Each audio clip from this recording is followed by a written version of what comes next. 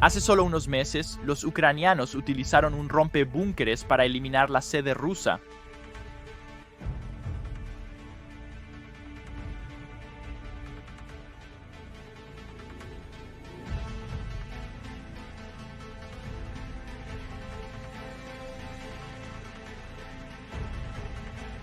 Luego, utilizaron misiles rompebúnkeres para eliminar a los comandantes norcoreanos y rusos en Kursk.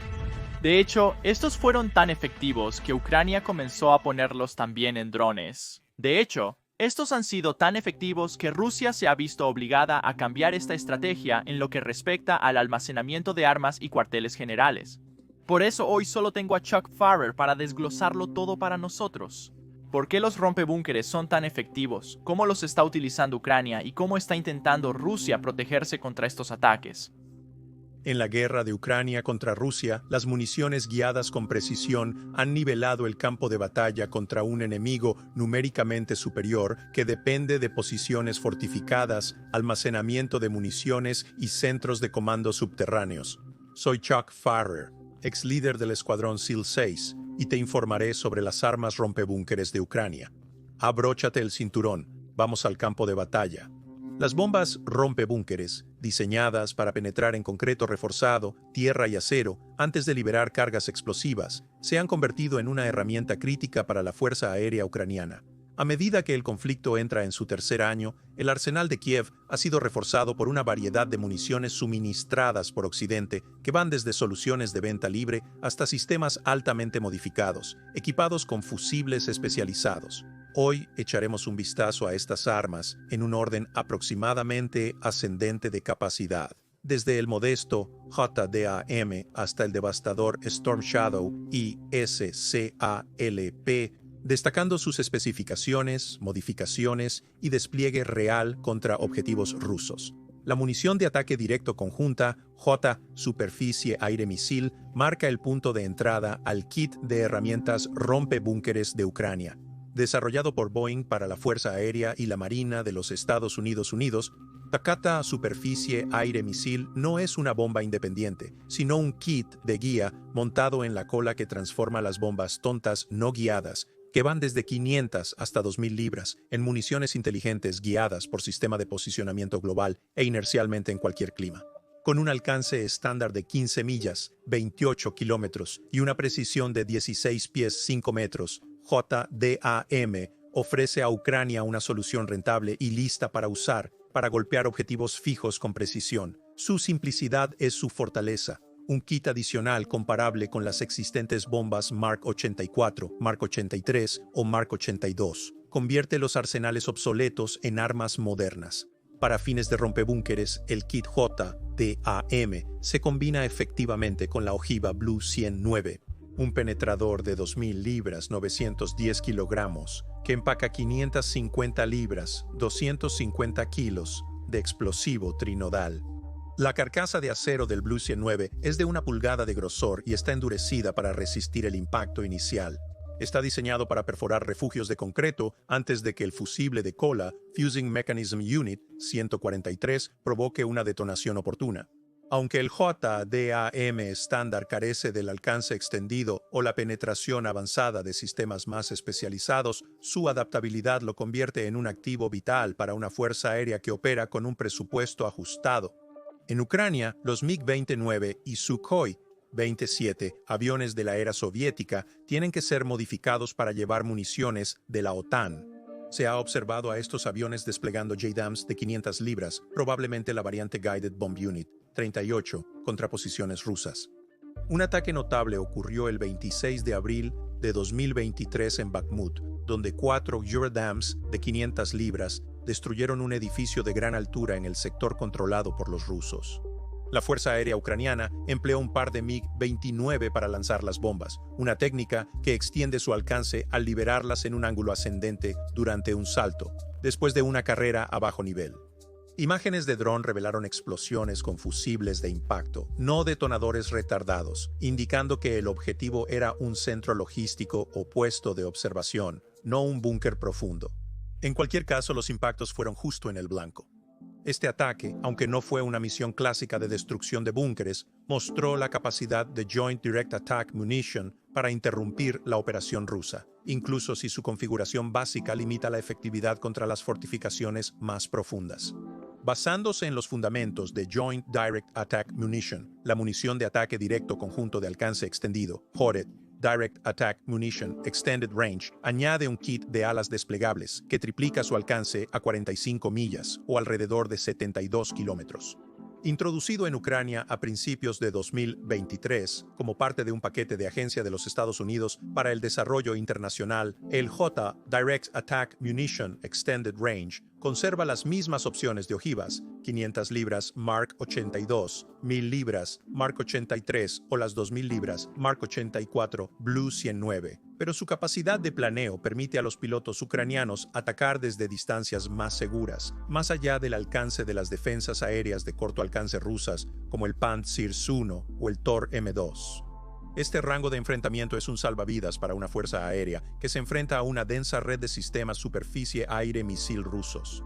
El potencial de destrucción de búnkeres del JET Direct Attack Munition Extended Range realmente brilla cuando se empareja con el Blue 109 y fusibles especializados como el Fusing Mechanism Unit 14-3, que pueden enviarse para una detonación retardada después de la penetración. En mayo de 2024, los Estados Unidos respondieron a la interferencia rusa de Sistema de Posicionamiento Global, una amenaza generalizada en todo el frente, contratando buscadores de interferencias de Sistema de Posicionamiento Global, integrando tecnología antiinterferencias en los kits Joint Direct Attack Munition Extended Range para Ucrania. Estas bombas realmente se dirigieron a los transmisores de contramedidas rusos. Esta mejora garantiza que la bomba pueda bloquear su objetivo incluso en entornos electromagnéticos disputados, una adaptación crítica para golpear los puestos de comando rusos fortificados en medio de la dominancia de la guerra electrónica de Moscú. Un ejemplo destacado de un despliegue de J Direct Attack Munition Extended Range ocurrió el 13 de agosto de 2024, cuando un Sukhoi 27 ucraniano lanzó un JK Direct Attack Munition Extended Range de 1000 libras sobre un puesto de comando ruso en Tenkino, en Kursk. Este video muestra la bomba, equipada con una ojiva Blue 110, que es una versión más ligera de la Blue 109, impactando con precisión milimétrica, reduciendo la instalación fortificada a grava de carretera. Otro ataque el 30 de agosto de 2024 vio a los MiG-25 lanzar un J Direct Attack Munition Extended Range para destruir cruces de puentes en Kursk, demostrando su versatilidad contra la infraestructura fortificada. Estas operaciones destacan el papel del J Direct Attack Munition Extended Range como multiplicador de fuerza, ofreciendo alcance y precisión en un paquete listo para usar, mejorado por modificaciones de fusible para objetivos específicos. Después de mucho debate, Alemania parece estar lista para entregar su altamente capaz misil Taurus 350, un misil de crucero lanzado desde el aire desarrollado conjuntamente con Suecia. Ucrania ha solicitado este sistema por mucho tiempo, aunque aún no se entregará hasta marzo de 2025. Con un peso de más de 3.000 libras, 1.400 kilogramos, con una ojiva Mephisto de 1.100 libras, 500 kilogramos, Taurus presume de un alcance que supera las 310 millas, 500 kilómetros. Vuela a velocidad subsónica usando navegación que sigue el terreno para evitar ser detectado. Su ojiva en tándem, que presenta una carga conformada para violar las defensas exteriores, es seguida por un penetrador y puede perforar 6 pies de concreto reforzado o 20 pies, 6 metros, de tierra, lo que la convierte en una candidata principal para objetivos profundamente enterrados.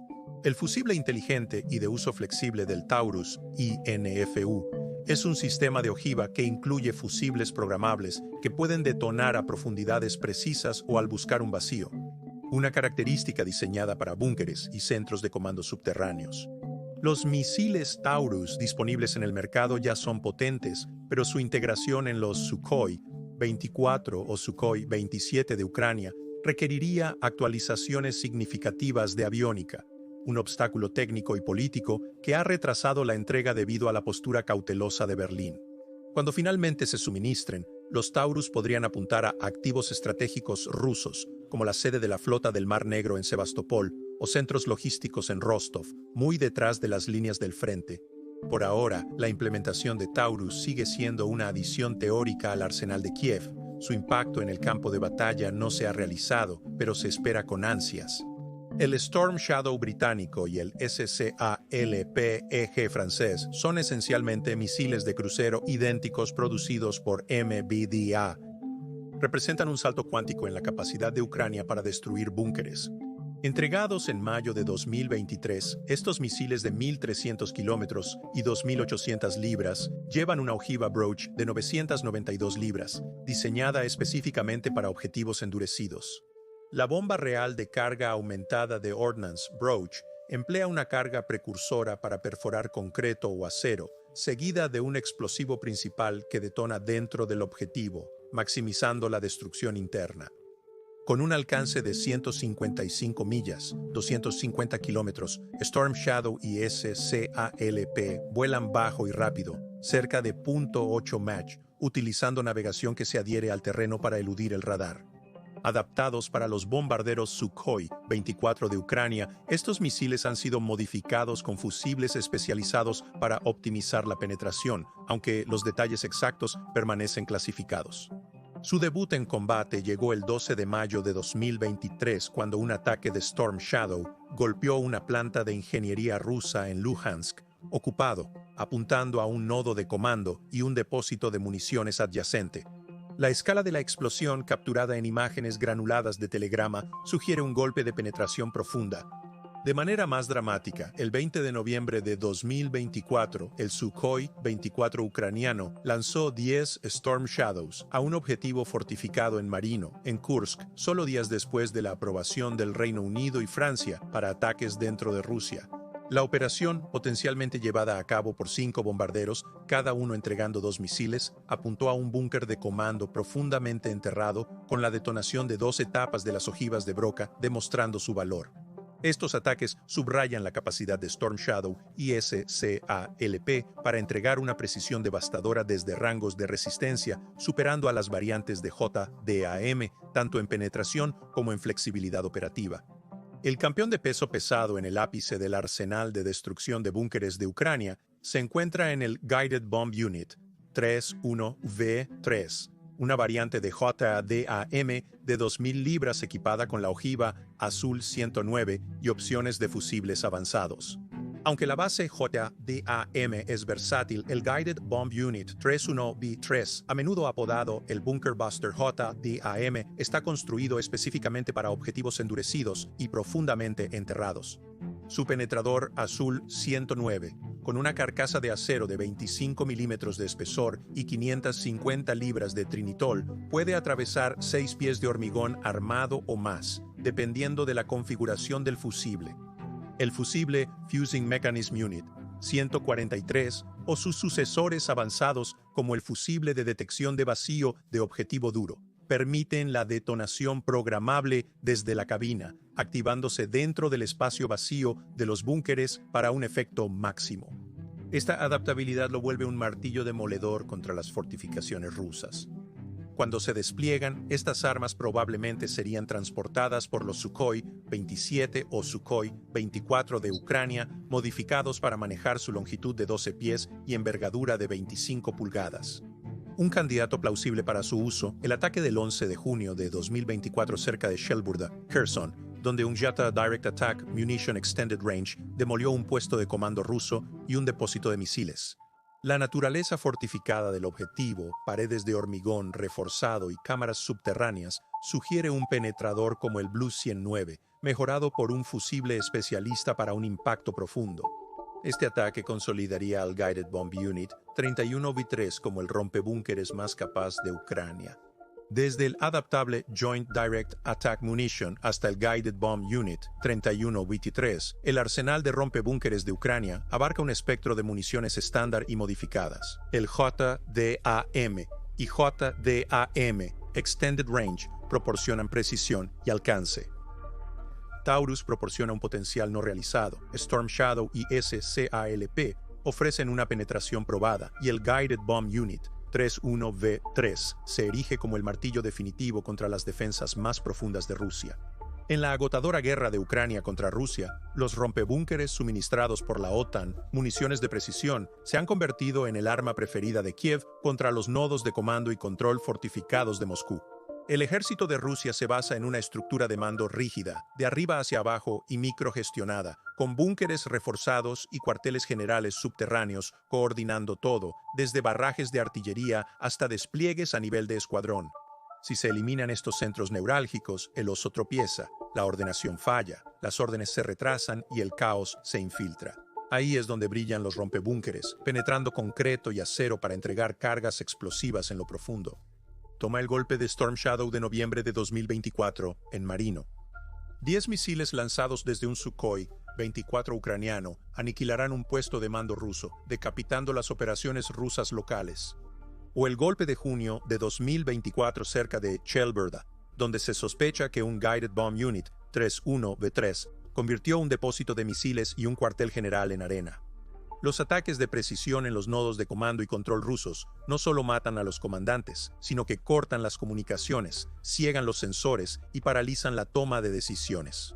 El resultado: las unidades rusas, aisladas y confundidas, pueden convertirse en presa de las ágiles fuerzas terrestres de Ucrania, que explotan las brechas con devastadores contraataques. Los rompebúnkeres de la OTAN no son solo armas, son facilitadores tácticos, dándole a Kiev la ventaja para desmantelar la máquina de guerra de Moscú, un búnker destrozado a la vez. Cada arma, de serie o modificada con fusibles especializados, ha dejado su huella en el campo de batalla. Bakhmut, Tetkino, Kursk y más, demostrando que Ucrania puede golpear en profundidad y con fuerza, incluso contra un enemigo atrincherado. A medida que la guerra evoluciona, estas herramientas seguirán siendo el filo más afilado de Kiev, desmantelando el agarre fortificado de Rusia y convirtiendo sus búnkeres en tumbas para sus ambiciones. Antes de continuar, recientemente superamos el 1.000.000 de suscriptores. Desde entonces, nos han inundado con emails, haciéndonos preguntas y pidiéndonos consejos sobre cómo hacer crecer un canal de YouTube sin rostro. Aunque intento responder a cada uno de los correos electrónicos, a veces estos simplemente me quitan demasiado tiempo o hacen la misma pregunta que ya he respondido antes. Por eso he decidido poner todos mis consejos de YouTube en un solo campamento de entrenamiento gratuito.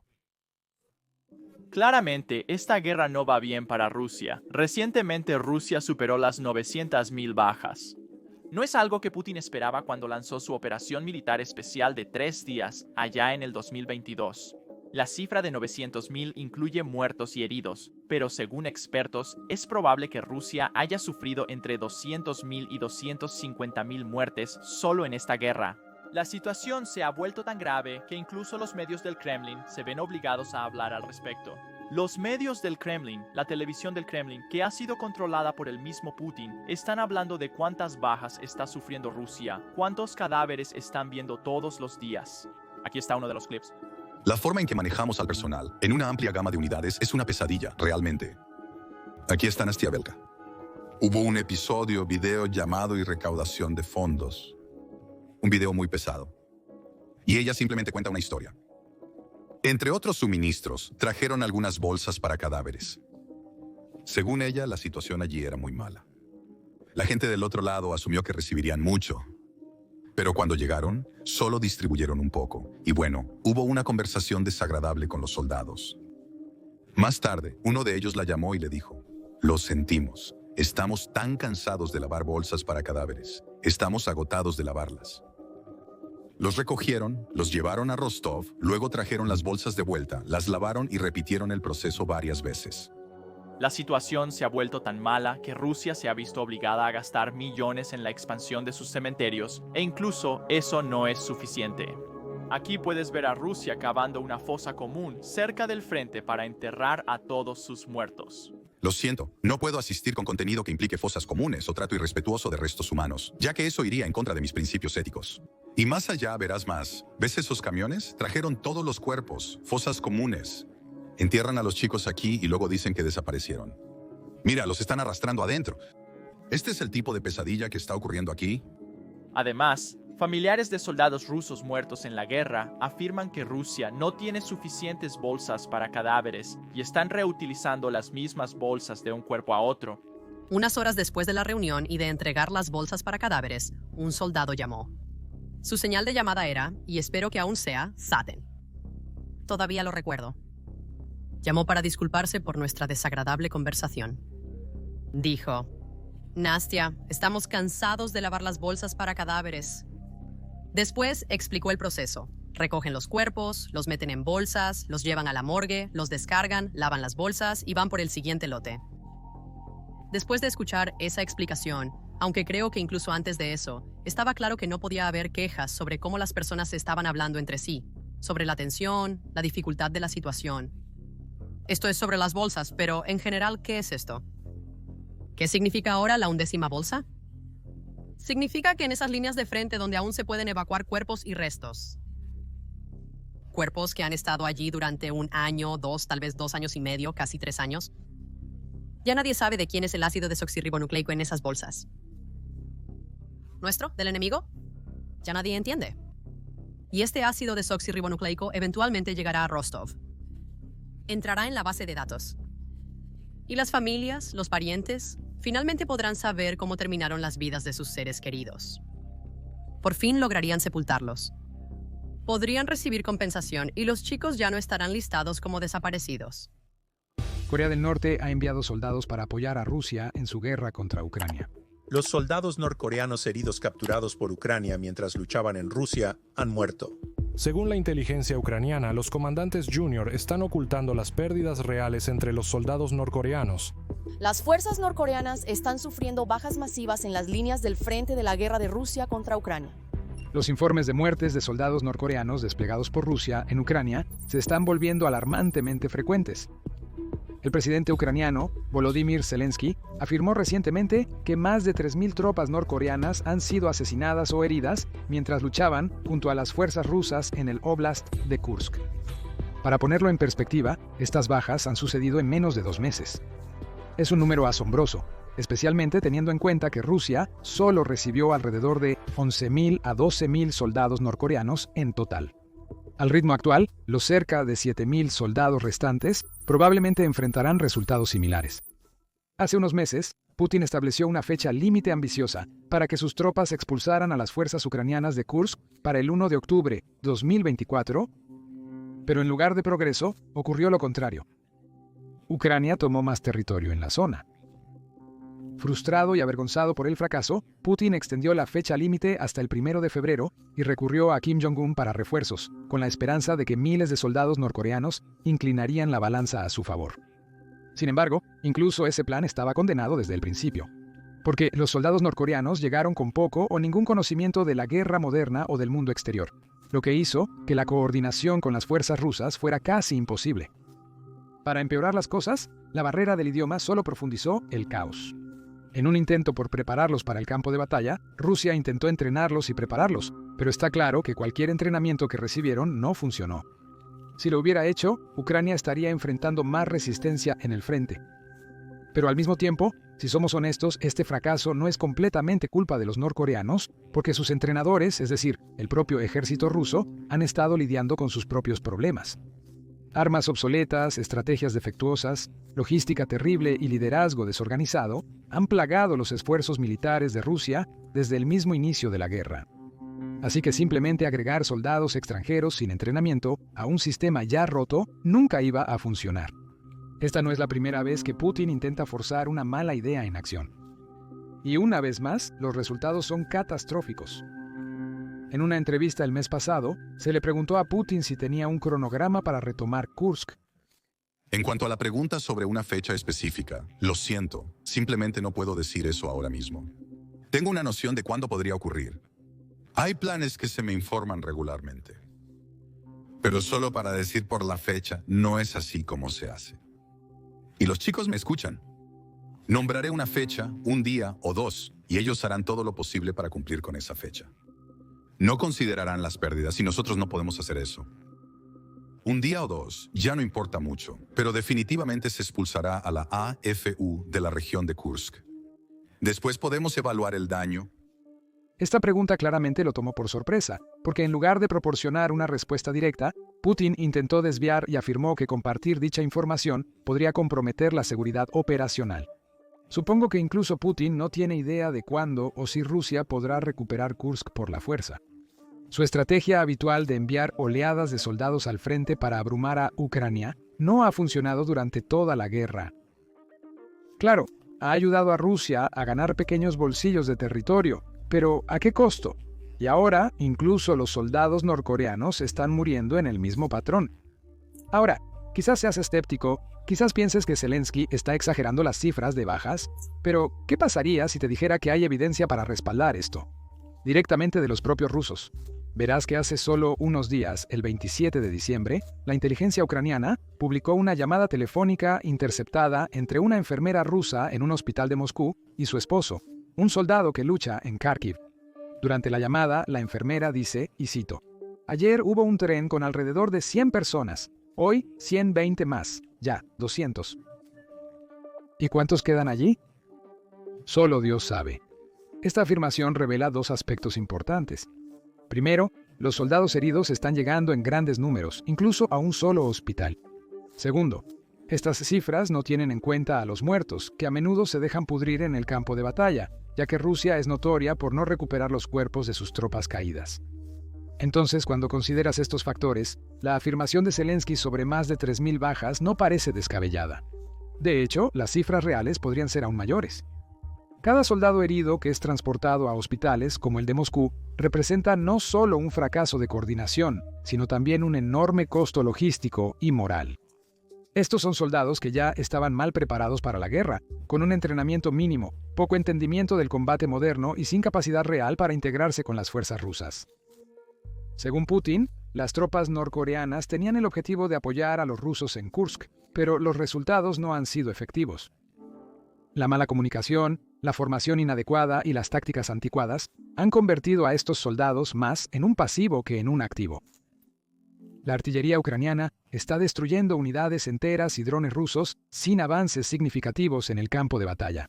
Mientras tanto, las fuerzas ucranianas mantienen sus posiciones.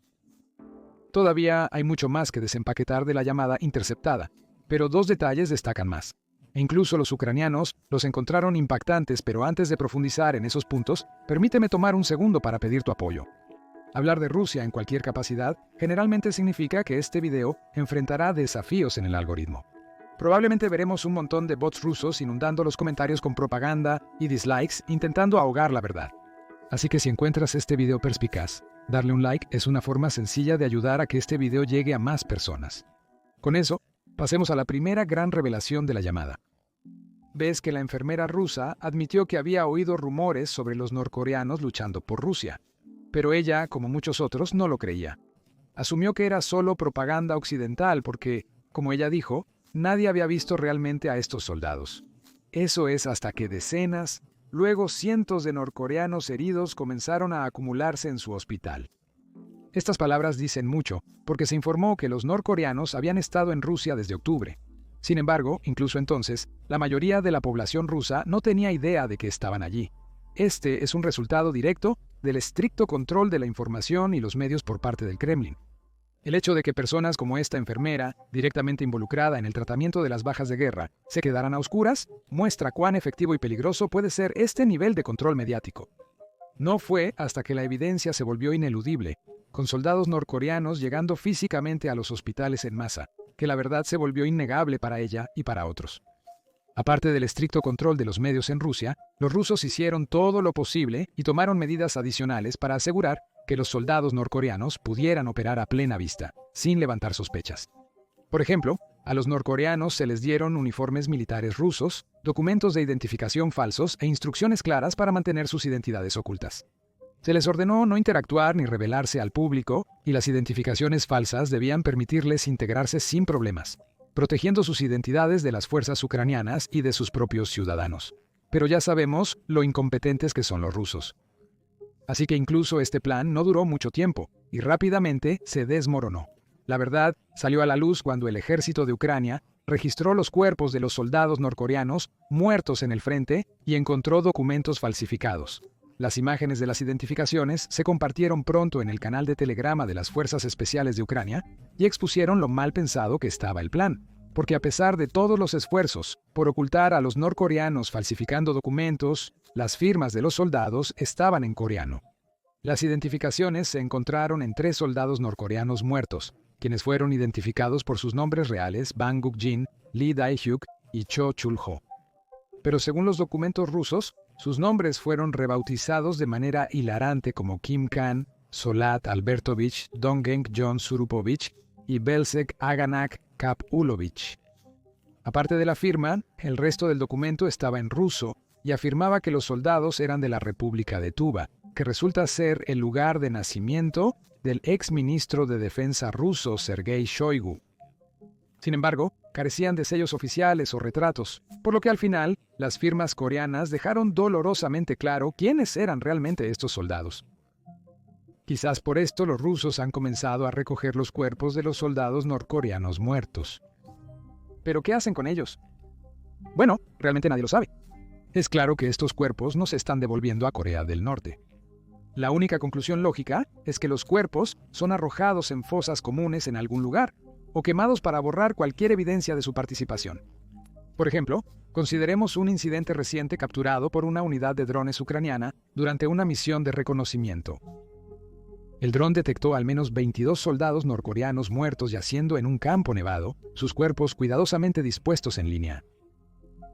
Estaba claro que estaban esperando ser recuperados por las fuerzas rusas, pero cuando la tasa de bajas aumentó, el esfuerzo de recuperar y deshacerse de los cuerpos se volvió demasiado. Así que los rusos cambiaron a algo mucho más siniestro. Comenzaron a quemar los rostros de los soldados norcoreanos muertos. El 17 de diciembre, el presidente ucraniano Vladimir Zelensky compartió un video en la plataforma de redes sociales 10 que mostraba lo aterrador que es esta práctica. En el video, se ve a 2 soldados rusos prendiendo fuego directamente a los rostros del cadáver, dejando el resto del cuerpo intacto. Piensa en lo inhumano y brutal que es esto. Después de todo, estos soldados norcoreanos no tienen ninguna razón para estar luchando y muriendo por Putin. Están a miles de kilómetros de casa en una guerra en la que no tienen nada en juego. Aquí se utilizan como carne de cañón y después se desechan de la forma más degradante. Es un duro recordatorio de cuánto hará el Kremlin para esconder la verdad. Uno pensaría que los soldados norcoreanos, siendo prescindibles en el frente, serían maltratados en los campamentos y hospitales rusos, pero resulta ser todo lo contrario. Y esto nos lleva de vuelta al segundo punto revelado en la llamada interceptada. La enfermera estaba extremadamente frustrada al revelar cómo se tratan a estos soldados, en comparación con sus homólogos rusos. Según ella, el hospital en el que trabaja había recibido la orden de despejar salas y pisos enteros, específicamente para los soldados norcoreanos. Estaban dedicados únicamente a su cuidado y a nadie más se le permitía pisar esos pisos. Mientras tanto, los soldados rusos heridos estaban hacinados en secciones del hospital superpobladas y con poco personal. Pero no se detiene ahí. La enfermera también reveló lo desafiante que es tratar a los norcoreanos porque ninguno de ellos habla ruso y no hay nadie alrededor para traducirles. Su esposo pregunta cómo saben incluso cuando los coreanos necesitan algo tan básico como medicación para el dolor. Y ella responde, y cito, «No hay jodida manera de saberlo. Si empiezan a lamentarse, significa que lo necesitan». En un momento también se desahoga sobre lo idénticos que todos le parecen, diciendo que todos tienen la misma cara. ¿Cómo se supone que debemos diferenciarlos? Tendremos que escribir en sus frentes con marcador. Para empeorar las cosas, agrega que todos los norcoreanos están vestidos con ropa idéntica proporcionada por el hospital, lo que hace aún más difícil distinguir a uno del otro. Si esto no fuera suficiente, vale la pena mencionar que a la enfermera y a todo el personal se les ha instruido específicamente que no hablen ni escriban nada en inglés alrededor de los norcoreanos. Esta extraña directiva probablemente proviene directamente del régimen de Kim Jong-un. Aunque es de conocimiento común que la mayoría de los soldados norcoreanos no entienden ni inglés ni ruso, esta extraña directiva es solo la paranoia de Kim y su forma de asegurarse de que ninguna influencia occidental, incluso en el idioma, llegue a sus tropas. La enfermera y su esposo discuten sobre el tratamiento que reciben los norcoreanos mientras continúan la conversación. La enfermera se pregunta si son de la élite o algo así debido a la forma en que se les está cuidando. Comparados con los soldados rusos, los norcoreanos son tratados con mucho más respeto y recursos significativamente mejores. Y sí, los soldados norcoreanos podrían ser especiales porque últimamente ha habido muchas especulaciones de que Corea del Norte ha enviado soldados de élite altamente entrenados, leales e indoctrinados a Rusia. Aunque mucho de esto sigue sin confirmarse, algunos expertos creen que podría haber algo de cierto en ello. Esto podría explicar por qué Rusia parece estar haciendo todo lo posible para proporcionar un mejor cuidado y recursos para estas tropas en comparación con sus propios soldados. Algunos analistas han advertido sobre la subestimación de los soldados norcoreanos. El teniente general retirado Chun In-bum, un veterano del ejército surcoreano, también ha sugerido que Kim Jong-un podría haber enviado ya a unos miles de soldados del Cuerpo de Tormenta, también conocido como las Fuerzas Especiales de Corea del Norte. Según el Servicio Nacional de Inteligencia de Corea del Sur, el Cuerpo de Tormenta consta de entre 40.000 y 80.000 tropas. Estas unidades a menudo se describen como los soldados más elitistas de Corea del Norte, comparados incluso con los Sea, Air, Land de la Marina de los Estados Unidos o los Rangers del Ejército. Pero seamos realistas, esa comparación es algo exagerada. Si bien es cierto que los soldados del Cuerpo de Tormenta están mucho mejor entrenados que la infantería regular de Corea del Norte, sus capacidades están muy lejos de las de las fuerzas especiales modernas como los Sea, Air, Land o los Rangers. Incluso si Corea del Norte ha enviado algunos de sus soldados de élite a Rusia, es improbable que los 11.000 soldados sean del Cuerpo de Tormenta. Es probable que la mayoría sean infantería ligera y francotiradores, con solo un contingente más pequeño de operativos del Cuerpo de Tormenta incluidos. Esto permitiría a Corea del Norte cumplir su compromiso con Rusia, mientras aún conserva la mayor parte de sus fuerzas de élite para su propia defensa. Pero esto plantea una pregunta importante. ¿Los soldados de élite son realmente efectivos en combate? ¿Y de qué son realmente capaces? Honestamente, nadie tiene la respuesta. Incluso los analistas militares desconocen el alcance de su entrenamiento y habilidades. Dicho esto, tenemos algunas ideas gracias a la máquina de propaganda estatal de Corea del Norte. Kim Jong-un supervisó personalmente una sesión de entrenamiento transmitida en los medios estatales a principios de este año. Las imágenes fueron dramáticas, por decirlo menos. Los soldados rompían bloques de ceniza sobre sus torsos desnudos, rompían botellas con sus cabezas y realizaban otras acrobacias destinadas a mostrar su fuerza física y resistencia. Pero seamos realistas. ¿De qué sirve este tipo de fuerza física en una zona de guerra moderna dominada por la artillería, los drones y los ataques de precisión? Claro, el Cuerpo de Tormenta puede ser más resistente y mejor entrenado que la infantería regular de Corea del Norte, pero la guerra hoy en día no se trata de poder físico bruto. Se trata de adaptabilidad, coordinación y la capacidad de operar dentro de un entorno de campo de batalla complejo. Por eso las naciones aliadas realizan ejercicios militares y entrenan a sus soldados en una amplia gama de situaciones. Así que romper ladrillos puede parecer impresionante, pero no detendrá un dron kamikaze volando directamente hacia ti, ni protegerá contra un proyectil de artillería guiado que cae a pocos metros de tu posición. Lo que empeora mucho las cosas es que incluso si estos soldados están bien entrenados, según los estándares de Corea del Norte, parecen estar utilizando tácticas antiguas. Los informes de los soldados ucranianos en el frente sugieren que casi todas las tropas norcoreanas están utilizando estrategias que recuerdan a la Guerra de Corea, que tuvo lugar hace más de 70 años. Este era el momento previsto para la intervención de Rusia. Los norcoreanos podrían haber sido entrenados para adaptarse a los retos del campo de batalla moderno, como evadir ataques de drones, coordinarse con unidades blindadas y operar en grupos más pequeños y efectivos. Pero ¿cómo lograrlo si los mismos rusos están atrapados en el pasado? Durante estos últimos 2 años, los rusos no han hecho más que usar los mismos ataques de oleadas humanas, una y otra vez. A los soldados rusos se les ordena por sus comandantes que sigan avanzando hasta que sean asesinados. Claramente, ven a cada soldado, ya sea ruso o norcoreano, como nada más que carne de cañón prescindible. Y como dije, este enfoque bárbaro no es nuevo. Ha sido el enfoque preferido de Rusia durante siglos, desde las guerras napoleónicas hasta la Segunda Guerra Mundial, y parece que Putin se está apegando al mismo manual de estrategias. El problema es que la guerra ha evolucionado a través de los siglos. Los ejércitos modernos priorizan la estrategia, la precisión y, sobre todo, las vidas humanas. Ucrania ha adoptado esta mentalidad desde el comienzo de la guerra. Su ejército planifica cuidadosamente las operaciones para minimizar las bajas, utilizando tecnología avanzada y tácticas para superar a las fuerzas rusas. Como resultado, las tasas de bajas de Ucrania son mucho menores que las de Rusia, a pesar de la enorme escala de esta guerra. Así que, por un lado, tenemos a Ucrania que valora a sus soldados como su recurso más importante. Por otro lado, Rusia y Corea del Norte tratan a su gente como desechable. Pero verás, las cosas solían ser muy diferentes durante los primeros meses de la guerra en 2022. En aquel entonces, Rusia desplegó grupos tácticos de batallón, o BTGs, unidades específicamente diseñadas para operaciones combinadas de armas. Estos grupos contaban con armamento moderno y efectivo, como tanques, artillería, defensas aéreas y sistemas de comunicación. Su estructura permitía la coordinación entre infantería, blindados y artillería, dándoles los medios para llevar a cabo operaciones complejas y efectivas. Es por eso que, en los primeros días y semanas de la guerra, las fuerzas rusas lograron avanzar profundamente en Ucrania, incluso llegando a las afueras de Kiev. En ese momento, el ejército ruso parecía casi imparable. Pero todo cambió cuando Ucrania obtuvo acceso a armamento occidental.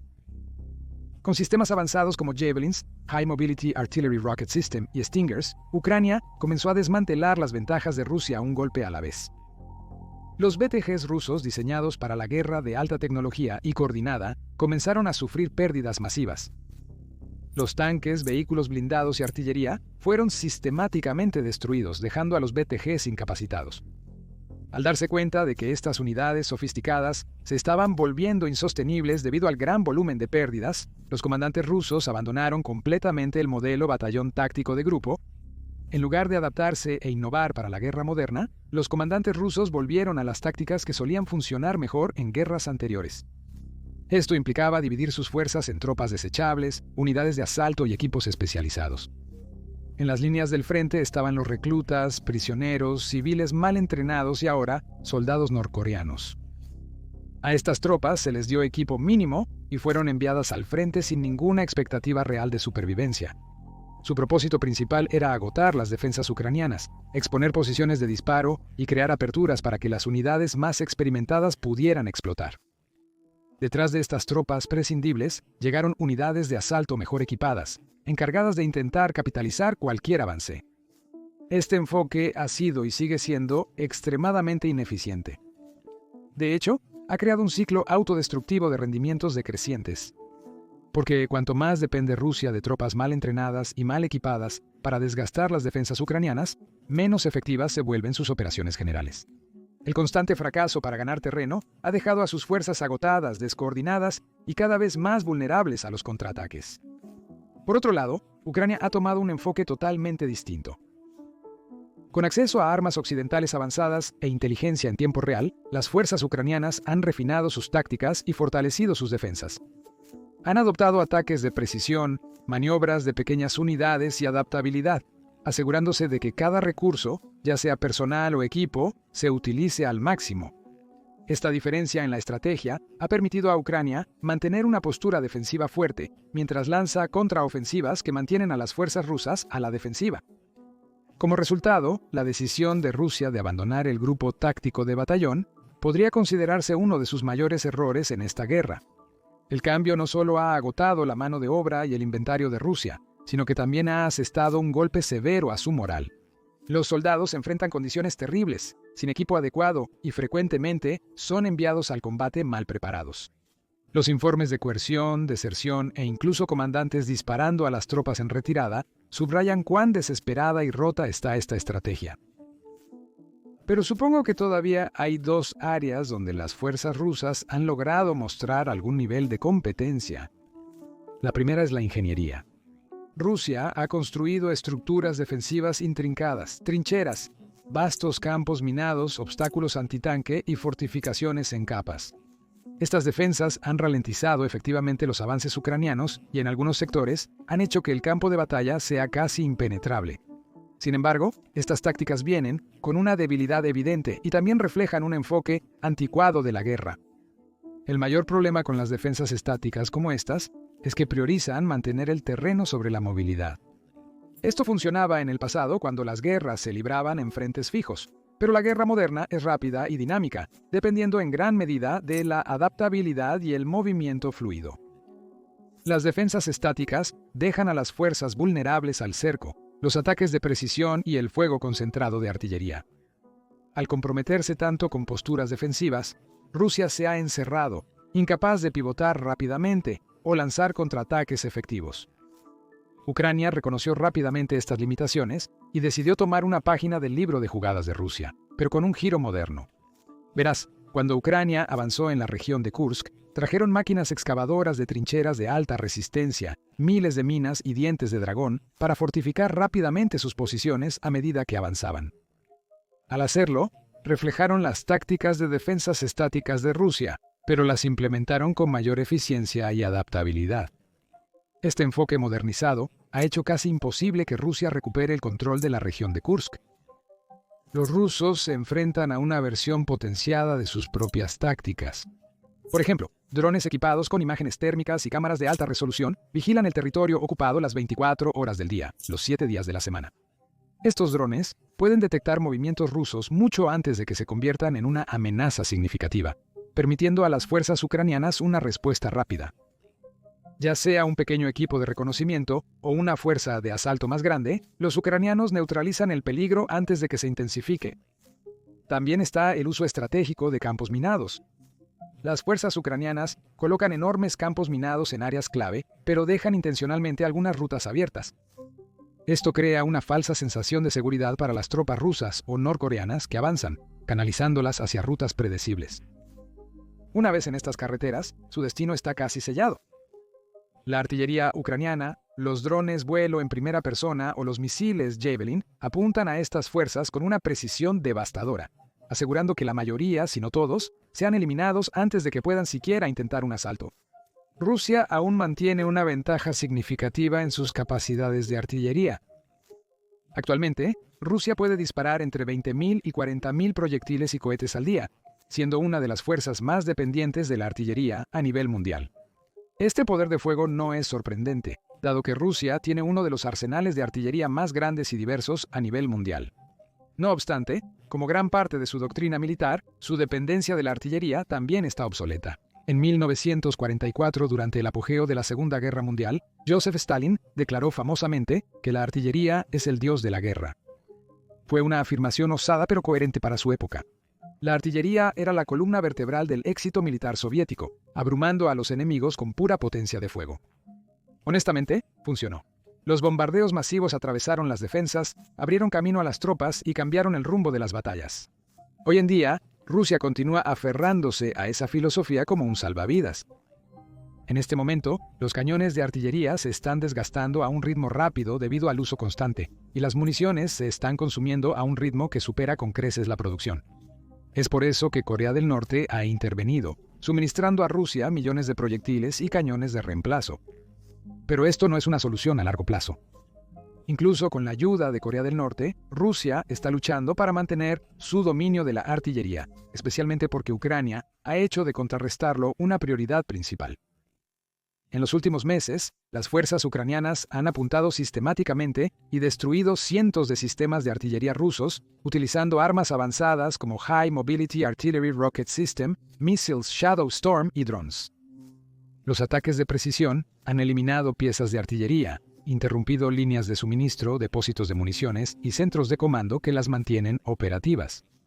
Tal como está, Rusia depende en gran medida de las oleadas de asalto humanas, con la esperanza de usar la pura cantidad para ganar algo de territorio para usar como palanca en futuras negociaciones de paz. Pero considerando el desarrollo actual de las cosas, es difícil imaginar que esta estrategia lleve a un éxito significativo. No solo están luchando para hacer avances importantes en Ucrania, sino que también son incapaces de expulsar a las fuerzas ucranianas de la región de Kursk. Volviendo a los soldados norcoreanos, todo lo que hemos discutido hasta ahora, la mala coordinación, tácticas anticuadas, falta de innovación, debería darte una perspectiva bastante clara de por qué los rusos están fracasando tan miserablemente en entrenarlos. Como resultado, los norcoreanos están muriendo por docenas, y pronto estos números podrían aumentar exponencialmente.